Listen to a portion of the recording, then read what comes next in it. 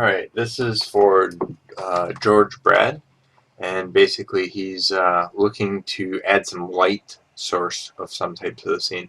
Um, so the first thing that I would say, um, you've already got a light source in the scene. You've got her as the brightest source, so the light is technically in that area. But what I would say, if you're going to uh, kind of push this to an external light source, what I would almost say is to add the light source from the shield itself. And I wouldn't create it, how would I say this? I wouldn't create it so drastically that it's glowing, but make it prominent enough that it's basically coming from here. Some things I just noticed on the side, what I would tell you to do is um, get more muscle. Like if this is a big bulky guy, I would get more muscle striations in here. So just really quickly, I would add in. Let me just really quickly paint this. So I would add in much more variance like this, um, like so, and then highlight. That's going to add a little bit more bulk to it. And then especially in the bicep, I would almost add a little bit more of the bicep in there. The problem is it looks really small and really tiny. It's almost like you shrunk it in there. Um, so you want to probably bulk that out as well. Get it just big and bulky like this. So that's the information that I would say right off the bat. The arm looks stunted because the bicep is so short. So that's something you want to probably add um, in there.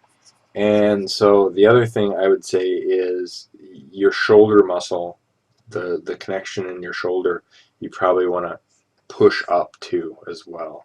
Um, something like that.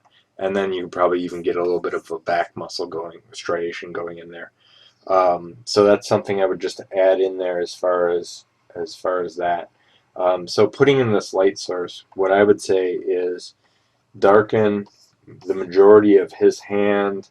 I'd probably even darken the blade, something like this. Um, maybe a little bit of that.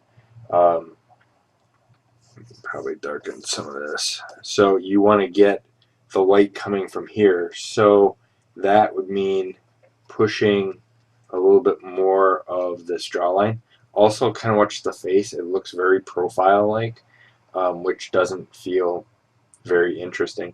You want to add in more depth to this, so I would actually transform it. I'll just show you on this new layer here. I would actually transform it so if this is the head, like so, the midline of the head is actually behind it. So even if you want to put that around, I would angle this a little bit more. And then I would actually show some of the inside of the jaw. I think that's going to help you out a little bit more. Pushing the inside of the jaw around. But then what I would do is, so you've got your highlights here, like this. I would almost grab, let's just grab this shield here. Alright, so copy,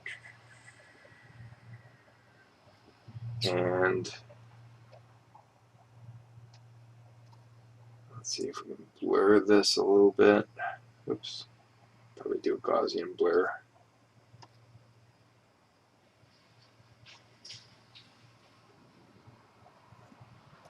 And then that overlay, let's do a screen. And I would get something like that, where you've got this light source coming from, the religious symbol. And then you might want something, in that case, you might want something, there we go. So you want that highlight on the teeth, you want that highlight up here, highlights here, highlights here, maybe even some highlight around here too as well. And then what I would do is, if you want a secondary highlight system, you might want to add a religious symbol to her. Yeah, I don't know if that I don't know if I like that idea, but I would add something to break up this, maybe a belt. Um, I know it sounds stupid, but adding in a belt like that was going to break up that. And then what you can do is, I don't know. Like I said, I would probably darken her face a little bit, and this is, let me do this on a separate layer.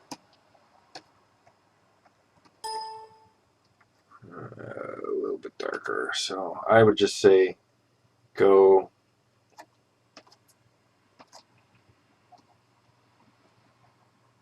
if you want more like this, darken her face, possibly under her hair. Don't make her as prominent as the shield is. And that's just one solution. I mean, one idea. Um, but I think right now she's almost emanating the light, which you could probably work around too and kind of play with that. Um, so that's an option. Like I said, I would either use the shield or I would use a holy symbol to illuminate it the way you have it. I think doing that is going to kind of give it a better uh, feel.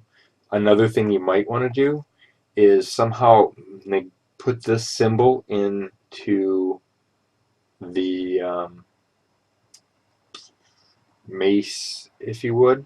I would put that in the mace, and you could also use that. Just wrong layers here. Alright, so let's erase this. I would also possibly, you could put in a glowing sign here, and then you have that idea that this is like tailing and moving, and then that would actually give you a reason for a light source here to add in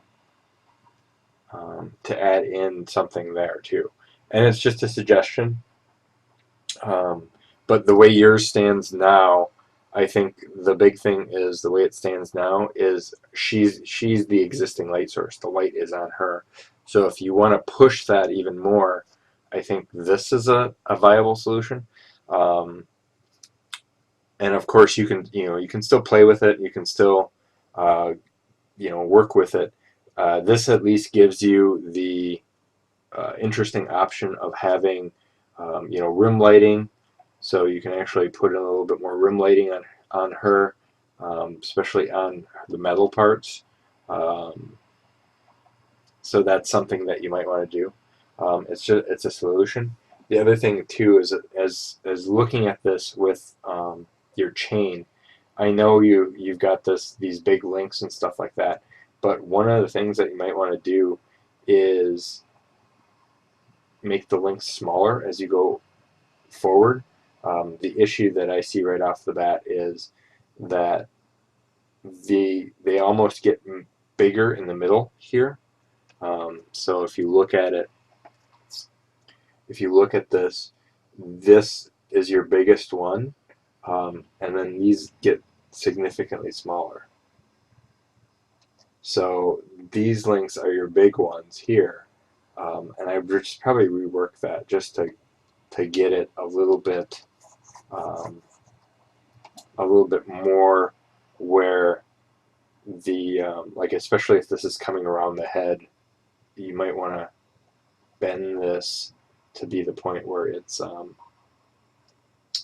it's bigger over here. Like this is your main link, so your smaller links are going to get smaller as they go in the background. So that's something you might want to look at too. But that's just an idea. All right, I hope that helps.